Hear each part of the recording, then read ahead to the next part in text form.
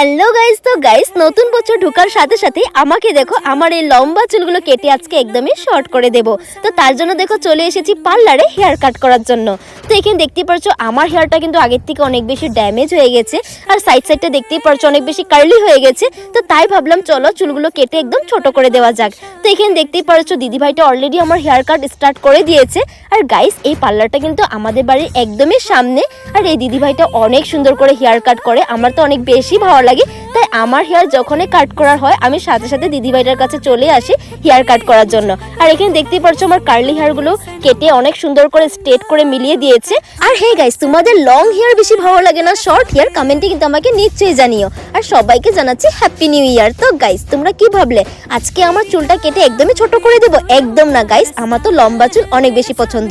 তো এখানে ফাইনালি আমার চুলটা দেখতেই পারছো, কেমন লাগছে দেখে কমেন্টে জানিও। আর চ্যানেলটাও সাবস্ক্রাইব করে দিও। Thanks for watching.